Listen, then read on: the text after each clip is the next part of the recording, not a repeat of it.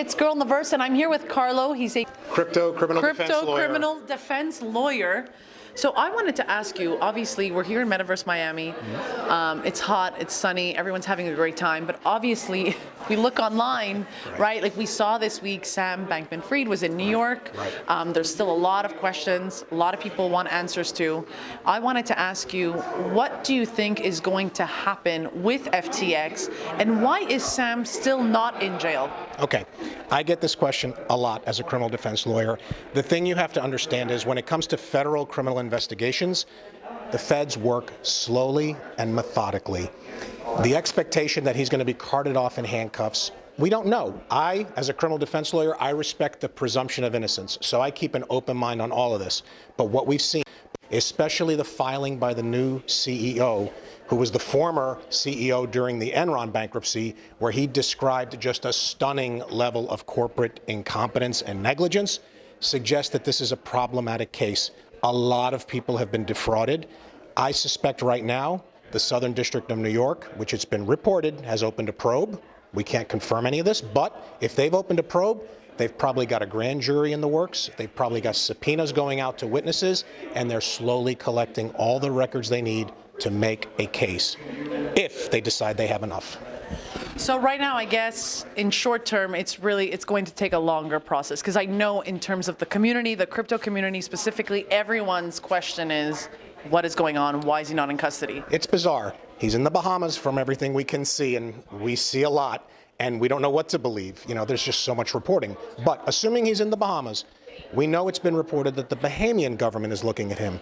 It would not surprise me if there is a joint task force between the U.S. and the Bahamian government looking at all of this.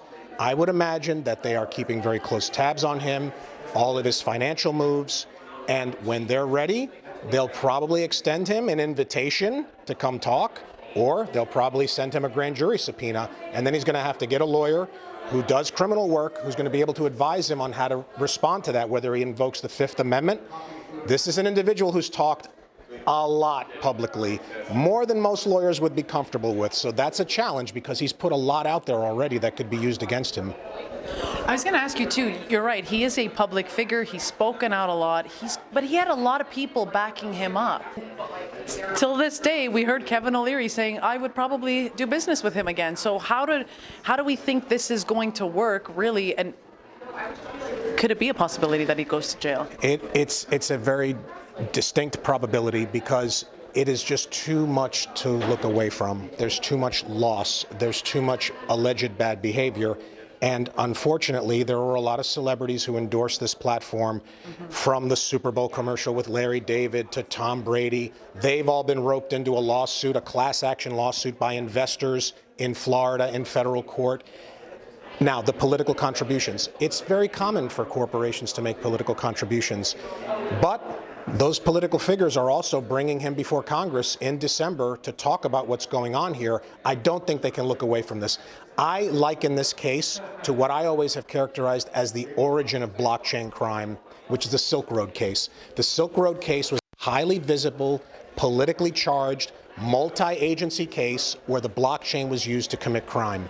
I see this as being a very similar major event in crypto's evolution, and I think it's a good thing.